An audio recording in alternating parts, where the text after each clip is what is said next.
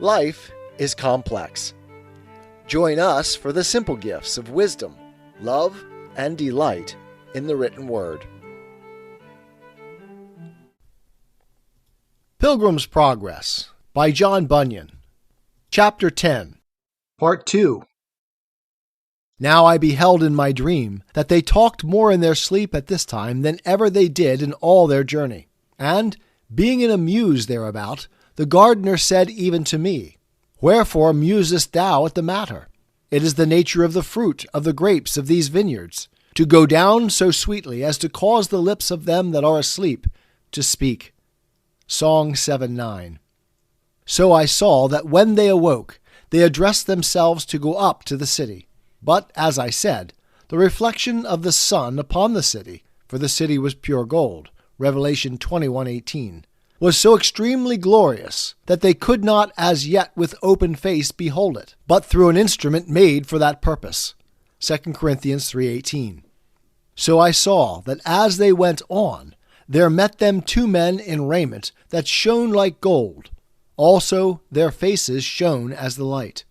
These men asked the pilgrims whence they came, and they told them. They also asked them where they had lodged, what difficulties and dangers, what comforts and pleasures they had met with in the way. And they told them. Then said the men that met them, You have but two difficulties more to meet with, and then you are in the city. Christian then and his companion asked the men to go along with them. So they told them that they would. But, said they, you must obtain it by your own faith.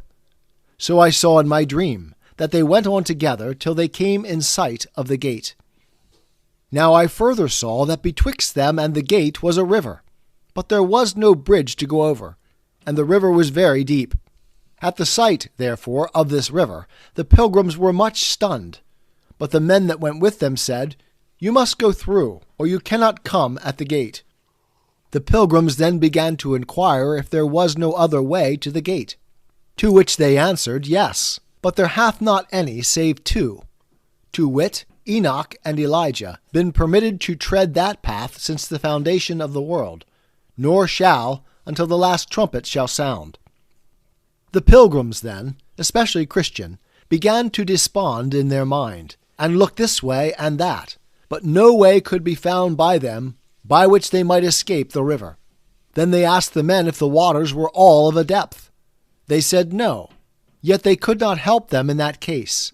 For, said they, you shall find it deeper or shallower as you believe in the king of the place. Then they addressed themselves to the water, and entering, Christian began to sink. And crying out to his good friend Hopeful, he said, I sink in deep waters. The billows go over my head. All his waves go over me. Selah. Then said the other, Be of good cheer, my brother. I feel the bottom, and it is good.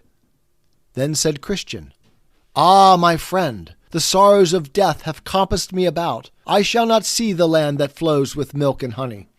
And with that a great darkness and horror fell upon Christian, so that he could not see before him. Also here he in a great measure lost his senses, so that he could neither remember nor orderly talk of any of those sweet refreshments that he had met with in the way of his pilgrimage. But all the words that he spoke still tended to discover that he had horror of mind, and heart fears that he should die in that river, and never obtain entrance in at the gate. Here also, as they that stood by perceived, he was much in the troublesome thoughts of the sins that he had committed, both since and before he began to be a pilgrim. It was also observed that he was troubled with apparitions of hobgoblins and evil spirits, for ever and anon he would intimate so much by words. Hopeful, therefore, here had much ado to keep his brother's head above water.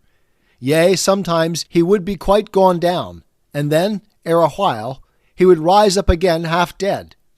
Hopeful did also endeavor to comfort him, saying, Brother, I see the gate, and men standing by to receive us. But Christian would answer, It is you they wait for you have been hopeful ever since I knew you. And so have you, said he to Christian. Ah, brother, said he, surely if I was right, he would now arise to help me. But for my sins he hath brought me into the snare, and hath left me. Then said Hopeful, My brother, you have quite forgot the text where it is said of the wicked, There are no bands in their death, but their strength is firm. They are not troubled as other men, neither are they plagued like other men. Psalm 73, 4 and 5. These troubles and distresses that you go through in these waters are no sign that God hath forsaken you, but are sent to try you, whether you will call to mind that which heretofore you have received of his goodness, and live upon him in your distresses. Then I saw in my dream that Christian was in a muse a while, to whom also Hopeful added these words, Be of good cheer, Jesus Christ maketh thee whole. And with that Christian brake out with a loud voice, Oh, I see him again, and he tells me, When thou passest through the waters, I will be with thee, and through the rivers, they shall not overflow thee. Isaiah 43:2. Then they both took courage, and the enemy was after that as still as a stone, until they were gone over. Christian, therefore, presently found ground to stand upon, and so it followed that the rest of the river was but shallow. Thus they got over. Now upon the bank of the river on the other side they saw 2 shining men again, who there waited for them. Wherefore, being come out of the river, they saluted them, saying, We are ministering spirits, sent forth to minister for those that shall be the heirs of salvation. Thus they went along towards the gate. Now you must note that the city stood upon a mighty hill, but the pilgrims went up that hill with ease, because they had these 2 men to lead them up by the arms. They had likewise left their mortal garments behind them in the river, for though they went in with them, they came out without them. They therefore went up here with much agility and speed, though the foundation upon which the city was framed was higher than the clouds. They therefore went up through the region of the air, sweetly talking as they went, being comforted because they safely got over the river, and had such glorious companions to attend them.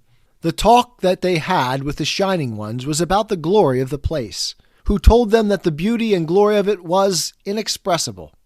There, said they, is Mount Zion, the heavenly Jerusalem, the innumerable company of angels, and the spirits of just men made perfect. Hebrews 12, 22-24. You are going now, said they, to the paradise of God, wherein you shall see the tree of life, and eat of the never-fading fruits thereof. And when you come there, you shall have white robes given you, and your walk and talk shall be every day with the King, even all the days of eternity. There you shall not see again such things as you saw when you were in the lower region upon earth, to wit, sorrow, sickness, affliction, and death. For the former things are passed away. Revelation 21:4. You are going now to Abraham, to Isaac and Jacob, and to the prophets, men that God hath taken away from the evil to come, and that are now resting upon their beds, each one walking in his righteousness. The men then asked, What must we do in the holy place? To whom it was answered, You must there receive the comfort of all your toil, and have joy for all your sorrow. You must reap what you have sown, even the fruit of all your prayers and tears and sufferings for the King by the way. Galatians 6, 7, and 8. In that place you must wear crowns of gold, and enjoy the perpetual sight and vision of the Holy One, for there you shall see him as he is. 1 John 3:2. There also you shall serve him continually with praise, with shouting and thanksgiving, whom you desired to serve in the world, though with much difficulty, because of the infirmity of your flesh. There your eyes shall be delighted with seeing, and your ears with hearing the pleasant voice of the Mighty One. There you shall enjoy your friends again, that are gone thither before you. And there you shall with joy receive even every one that follows into the holy place after you. There also you shall be clothed with glory and majesty, and put into an equipage fit to ride out with the King of glory. When he shall come with sound of trumpet in the clouds, as upon the wings of the wind, you shall come with him. And when he shall sit upon the throne of judgment, you shall sit by him. Yea, and when he shall pass sentence upon all the workers of iniquity, let them be angels or men, you also shall have a voice in that judgment, because they were his and your enemies. Also, when he shall again return to the city, you shall go too with sound of trumpet, and be ever with him. 1 Thessalonians 4, 14-17, Jude 14, 15, Daniel 7, 9 and 10, 1 Corinthians 6, 2 and 3. Now while they were thus drawing towards the gate, behold, a company of the heavenly host came out to meet them, to whom it was said by the other two shining ones, These are the men that have loved our Lord when they were in the world, and that have left all for his holy name. And he hath sent us to fetch them. And we have brought them thus far on their desired journey, that they may go in and look their Redeemer in the face with joy. Then the heavenly host gave a great shout, saying, Blessed are they that are called to the marriage supper of the Lamb. Revelation 19:9. There came out also at this time to meet them several of the king's trumpeters, clothed in white and shining raiment, who, with melodious noises and loud, made even the heavens to echo with their sound. The trumpeters saluted Christian and his fellow with 10,000 welcomes from the world, and this they did with shouting and sound of trumpet. This done, they compassed them round on every side. Some went before, some behind, and some on the right hand, and some on the left, as it were to guard them through the upper regions, continually sounding as they went, with melodious noise in notes on high, so that the very sight was to them that could behold it, as if heaven itself was come down to meet them.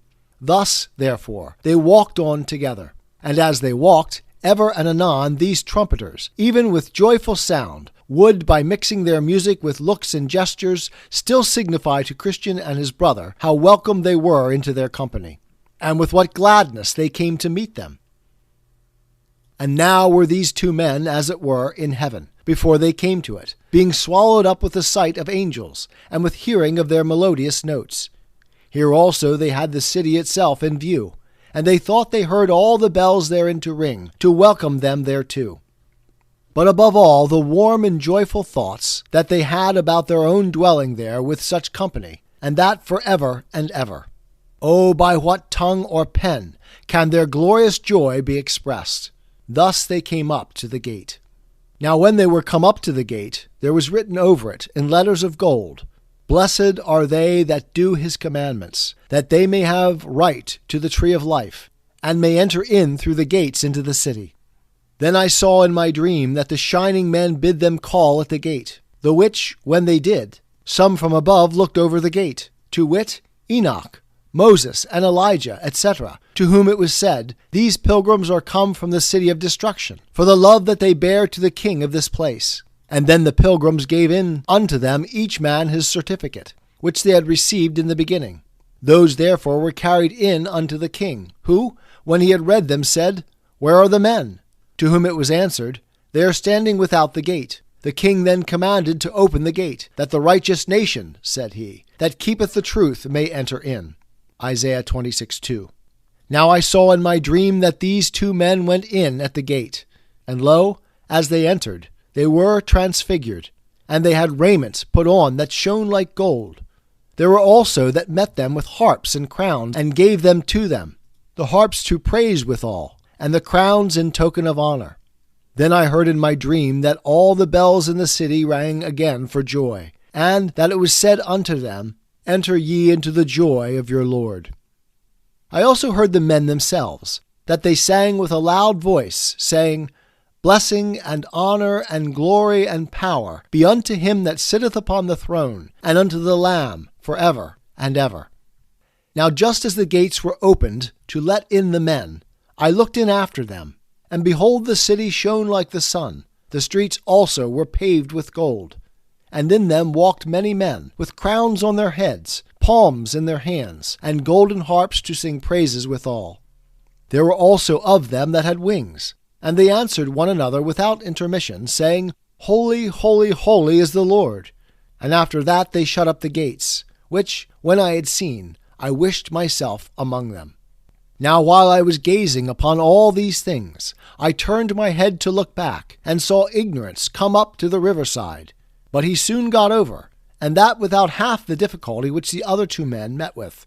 For it happened that there was then in that place one Vainhope, a ferryman, that with his boat helped him over. So he, as the other I saw, did ascend the hill, to come up to the gate. Only he came alone, neither did any man meet him with the least encouragement.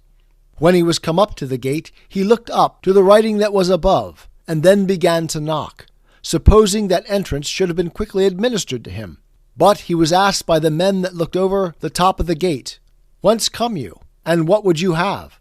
He answered, I have ate and drank in the presence of the king, and he has taught in our streets." Then they asked him for his certificate, that they might go in and show it to the king. So he fumbled in his bosom for one, and found none. Then said they, "Have you none?" But the man answered never a word. So they told the king, but he would not come down to see him, but commanded the 2 shining ones that conducted Christian and Hopeful to the city to go out and take Ignorance, and bind him hand and foot, and have him away. Then they took him up, and carried him through the air to the door that I saw in the side of the hill, and put him in there. Then I saw that there was a way to hell, even from the gate of heaven, as well from the city of destruction. So I awoke, and behold, it was a dream. Conclusion. Now, reader, I have told my dream to thee. See if thou canst interpret it to me, or to thyself or neighbor.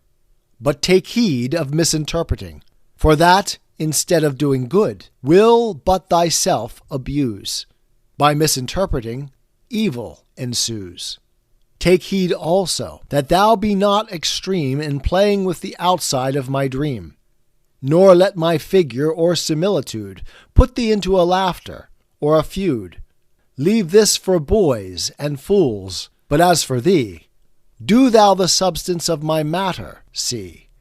Put by the curtains, look within my veil, turn up my metaphors, and do not fail. There, if thou seekest them, such things thou'lt find, as will be helpful to an honest mind.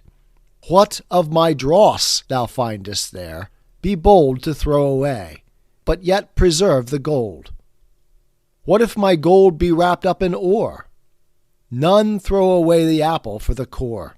But if thou shalt cast all away as vain, I know not but 'twill make me dream again. 'Tis the gift to be simple. 'Tis the gift to be free. 'Tis the gift to come down where we ought to be. And when we find ourselves in the place just right, 'twill be in the valley of love and delight. When true simplicity is gained, to bow and to bend, we will not be ashamed. To turn will be our delight, till by turning, we come round right.